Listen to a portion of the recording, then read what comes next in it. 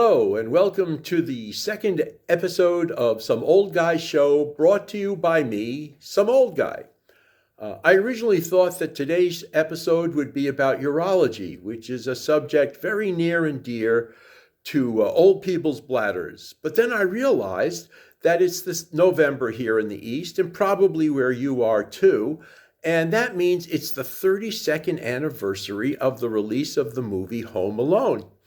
I suspect this news will bring a smattering of pleasant memories and joy to you who have watched this wonderful movie in the past and who may watch it again this Christmas season. The anniversary brings back particularly pleasant memories for me because thanks to that movie, my family was able to move to a nice home in a lovely neighborhood where my children could grow up and go to excellent schools and learn to be suburban teenagers. Not only was and is Home Alone an enormously popular Christmas movie, it was one of the first to achieve the rare distinction of making grown-ups laugh just as hard as their children. And you can thank the immensely talented and tragically underappreciated writer and director John Hughes for that. I'll get back to John later because he was an amazing writer and had a tremendous influence on teens in the 1980s. What only a handful of people probably remember is that Home Alone wasn't just a movie. It was also a paperback book. And thanks to the success of the movie, that paperback book sold many millions of copies, not just in the United States, but in translations around the world. Now, Home Alone the movie was released into theaters on November 16, 1990. But my experience with it began the previous June when my agent left a message on my phone saying that she had urgent news and that I should call her as soon as possible. At that time, my family was living in a 2-bedroom apartment in New York City, and our kids, a girl and a boy, aged 7 and 4, were outgrowing the bedroom they shared. In addition, the opportunities for them to play outside were very limited. Their nickname for the nearest playground was Rat Park, and that pretty much says it all about their access to outdoor recreation. So my wife and I were very seriously thinking about moving to some place outside the city where there was grass and trees and open spaces and hopefully not nearly as many rats. Our only problem was finding the money to do it. Anyway, it wasn't very often that my agent called with urgent news. In fact, I was pretty sure she had never left a message like that for me before. Back then, the word urgent wasn't used a lot in the book publishing business. Generally, the book publishing business is mostly about waiting. It takes a long time to write a book and a long time to edit and prepare the book for production. And sometimes it can take quite a while after publication for the book to gain traction with readers and begin to sell. I used to call the process of writing and publishing a book the calm before the calm. So, of course, when my agent left an urgent message saying I should call her right back, I called her right back. And she said, "What are you doing for the next 10 days?" Now, whenever somebody asks you a question like that, you pretty much know right away that the answer is that whatever you thought you were doing for the next 10 days, you're no longer going to be doing that.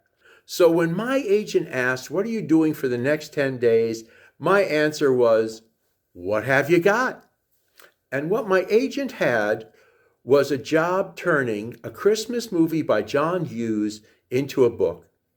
And because there was a huge rush and the publishing company was desperate and had to get the book into production right away, not only could I make upfront money, but I could get a royalty as well. Now, I guess that there are a number of things that I should probably explain at this point. First, what the publisher wanted me to do was to novelize the movie. Novelizing is when you take something that isn't a novel and turn it into one. Usually the thing that isn't a novel is a movie script. And that's because a lot of movies are based on original scripts and not on books. Although in one case, with the movie Jumanji, it started out as a picture book, was then turned into a movie script, And then I was hired to turn it back into yet another book called Jumanji. Next question. If it was June and the movie wasn't coming out until Christmas, why was there such a huge rush? Now that has to do with the book publishing company's production schedule. In general, a publisher pretty much knows exactly what books it's going to publish for the next year or year and a half. So when they suddenly have a project that has to come out before that, they do what is called crashing the schedule. And that means moving all the other scheduled books around to make room for the new book. And that means changing the publicity schedules and the advertising plans for all the other books, and paying a lot of overtime and generally jumping through all sorts of cost-incurring hoops. So the only time a publisher crashes the schedule is when they think they have a book that's going to make a ton of money. Now, typically when someone writes a book, the editor has to edit it, and then several other people at the publishing house have to read it so that more than one set of eyes thinks that the book is okay. Then the manuscript has to be copy edited to make sure that the spelling and grammar and facts are right, and there are a bunch of other production steps as well.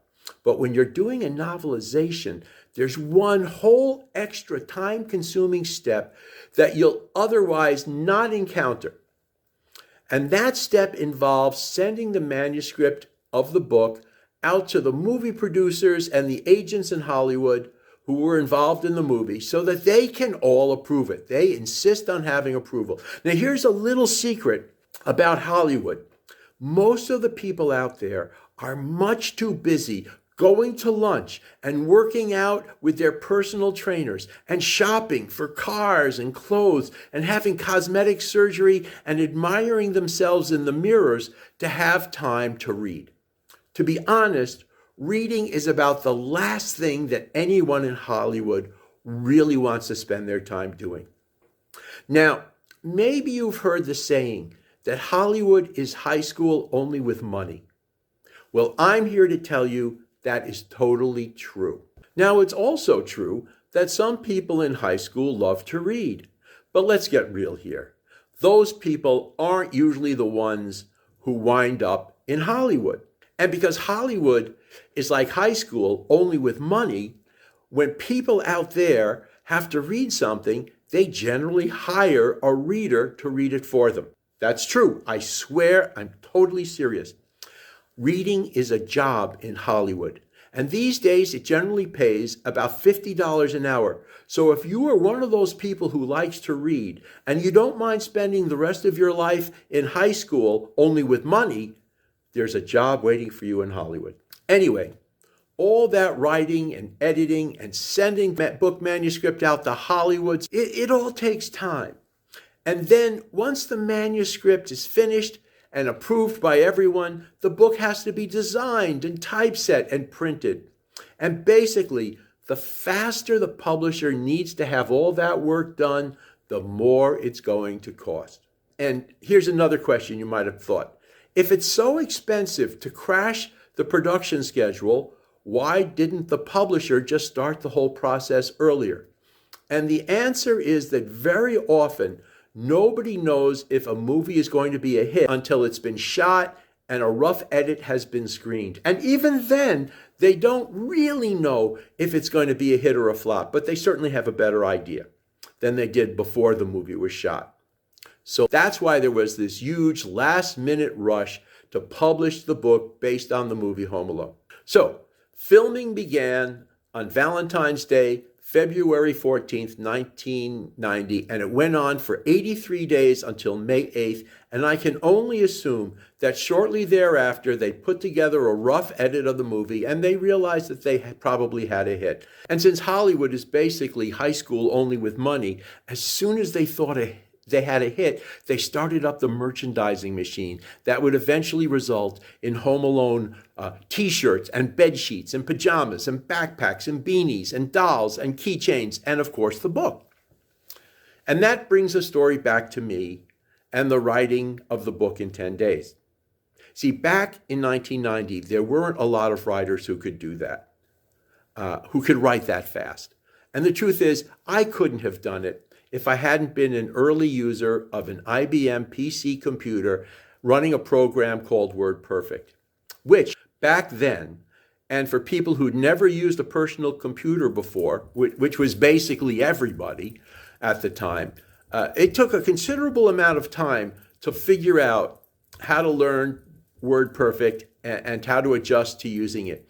I dare say that back then in 1990, the vast majority of novelists were still writing books by hand or on a typewriter. And I doubt anyone writing a book that way could have produced a manuscript in 10 days. But the combination of using the PC and being a pretty fast writer to begin with put me in a pretty good negotiating position. Finally, one last question. My agent said that if I took the job, I could make good money up front and a royalty as well. But don't the writers of books always make royalties? No. Writers of original fiction usually do, but not always. In general, if an author makes a royalty on a paperback, you can expect it to be between 8 and 12% of the cover price of a book. So suppose you write a paperback that sells for $12. For each copy sold, you, the author, will probably make somewhere between $1 and $1.40, but that's before the agent takes their 15% cut as well. In other words, don't expect to get rich by writing books. And it's actually worse if you're writing something like a book based on a movie, because in that case, you're not considered the author. You're considered something called a writer for hire. And writers for hire usually make a flat fee and no royalty at all. But as I said, in the case of Home Alone, my agent was able to negotiate a partial royalty as well as a flat fee of $1,000 a day. And in 1990, that was pretty darn good money. Thinking of my family and how nice it would be to have a place where the kids could play outside without rats, I agreed. And actually, it wasn't until after my agent got off the phone that I suddenly realized I'd forgotten to ask what the movie was about. So I began to call my agent back, but then I realized, did it really matter what the movie was about? I mean, it was a Christmas movie by John Hughes, who had already given the world such wonderful films as National Lampoon's Vacation, 16 Candles, The Breakfast Club, Weird Science, Pretty in Pink, and Ferris Bueller's Day Off, which, by the way, I had also written the movie book for. Oh, and there was also Planes, Trains, and Automobiles, Uncle Buck, National Lampoon's Christmas Movie, and many, many others. The next morning, the movie script arrived by FedEx, and I took it into my office, otherwise known as the maid's room. Now, I was not the maid. In fact, we did not employ a cleaning person. The maid's room was just this tiny little room with a tiny little window that faced a brick wall, and that's where I did my writing. So I sat down and I eagerly began to write the script. The story was about a kid who gets left behind when the rest of his family goes on vacation to Paris, and then the kid spends most of the rest of the movie defending his home against a couple of inept burglars. By the time I finished reading, I was totally depressed. To me, the story seemed illogical, far-fetched, and not even particularly funny. I couldn't imagine how it could become a successful movie. But then again, to be honest, judging movies based on scripts has never been one of my strong points. For instance, I felt equally depressed when I first read the script of Ferris Bueller's Day Off. I mean, how in the world did Ferris wind up on a parade float singing Twist and Shout? And then there was this other completely ridiculous movie, the one about some kid who kidnaps a killer whale from an aquarium and sets it free in the ocean. I mean, I thought that was definitely going to be a huge flop. But in terms of Home Alone, it was too late to change my mind. The publisher was depending on me and the clock had started ticking. So I got to work. Now, you might wonder what exactly I was supposed to do. Well, movies are often composed of many quick cuts between lots of different scenes. So the job of a novelizer is to organize those quick cuts into longer, more chapter-like episodes. The novelizer also provides descriptions of the people and places, and sometimes the novelizer will add supplementary scenes and dialogue where they feel it is needed. So what I remember well about working on Home Alone was that it became a true learning experience for me in how what I initially thought would be a silly, fluffy, not particularly funny comedy was actually a serious, well thought out, and disciplined writing effort. As writers, we learned that the foundation of any story is the message, the moral, the main idea, the lesson of the story. But moviegoers, and back in 1990, we were all moviegoers because there was no such thing as streaming. So moviegoers go to the movies seeking escape and entertainment, and they aren't necessarily supposed to be aware of the foundation, the framework upon which a story like Home Alone is built. Instead, they're simply looking for laughs and fun and a couple of hours of relief from the rest of their lives. But what I've learned is that for a comedy to be a good story, the foundation, the message, the lesson must be there. And there's no better way to recognize that message than to take the movie script apart, reorganize it, and put it back together. Now, you may think that a story with a moral or message or a lesson is limited to a fable or a children's tale, but it's not. Sometimes in serious movies, we're meant to be aware of the message. But not so much in comedies, although there certainly are exceptions. I mean, Groundhog Day, Forrest Gump, even Finding Nemo are, to me, comedies with serious lessons incorporated into them. But because it is an essential component of good stories, I've learned that the moral, the lesson, must be there even in a comedy, and even if it's not meant to be a lesson or moral, that the viewers consciously come away learning. Think of it this way. If you see a really hot car go by, unless you're a total gearhead, you're probably not thinking, wow, that car must have a fabulous engine. But on the other hand, without an engine, that car, no matter how cool it looks, isn't going anywhere. So the moral is the message or lesson that drives the movie forward. Now, if you ask people what the moral or lesson of Home Alone is, you generally get one of two answers. One answer is, don't forget one of your kids when you go away on a family vacation, which is what the parents in the movie do.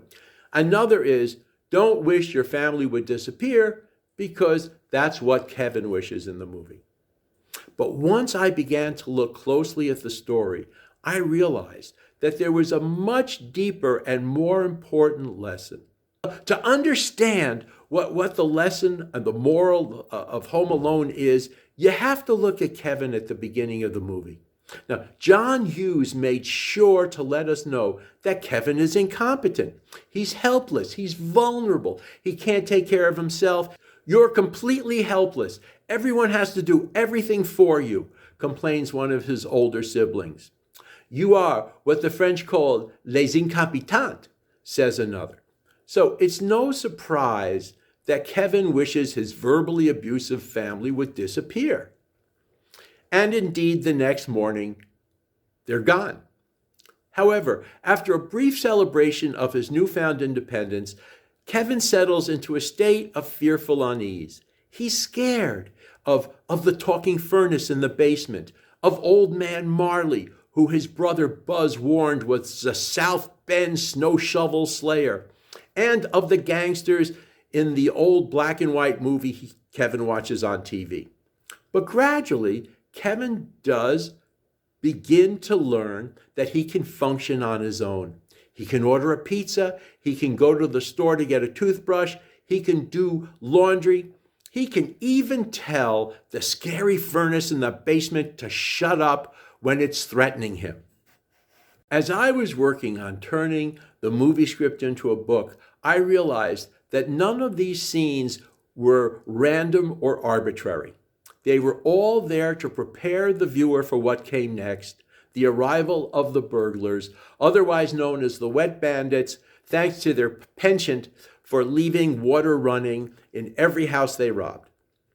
When the Wet Bandits first arrive at Kevin's house, Kevin is understandably frightened, and believing that his family had vanished because he had wished it, he sneaks out of the house to find the nearest Santa Claus.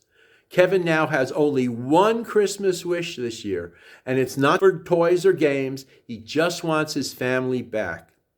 And on the way home from seeing Santa, Kevin runs into Old Man Marley at church, and he learns something important. First, Old Man Marley is a nice guy. Second, even grown-ups can get scared. Or, as Old Man Marley puts it, you're never too old to be afraid. Now, to me, this is a crucial moment in the movie because for Kevin, it levels the playing field and it gives him license to face his worst fears, which at that moment are the two grown-up wet bandits. Now, what comes next is the romp in which Kevin rises to the threat and does what no one ever thought was even remotely possible. He defends himself and his home at the expense of a lot of pain to the bumbling and hapless wet bandits. And, having eventually dispatched them with the help of Old Man Marley, Kevin does something almost more remarkable. He cleans the house. So when the rest of the McAllister family returns from France, they have no idea of the magnitude of what Kevin has accomplished while they're away. The movie's final joke is that they're merely amazed that Kevin went to the store and bought milk, eggs, and fabric softener. One older sibling says, "He went shopping? He doesn't even know how to tie his shoe. How's he going shopping?" But the moviegoer knows that not only did Kevin go shopping, but that he did a great deal more than anyone in his family could ever imagine. So what is the moral, the lesson of Home Alone? It's that each of us is capable of doing a great deal more than we've ever imagined we were capable of. John Hughes died of a heart attack in 2009 at the age of 59. I wish he was still with us. Even though his films have been criticized in recent years for lack of racial diversity, he still wrote a remarkable number of very successful movies that are enjoyed to this day. And if John Hughes were alive today, the first thing I'd ask him is if he ever meant for us to get the moral, the lesson of Home Alone. My guess is that he didn't. He just knew that without it, without that foundation, he never could have written such a great movie. Finally, I want to get back to the book based on the movie. Because I was a writer for hire, I don't recall if I ever received detailed statements and accountings of how many copies the book actually sold or how many translations there were. I just know that it was a lot, and that a year later, we had the money to move out of New York City and into a house with a backyard and trees and plenty of rat-free parks nearby. Anyway, thank you very much for hanging out for the second episode. Please be well and be kind, and I'll see you soon.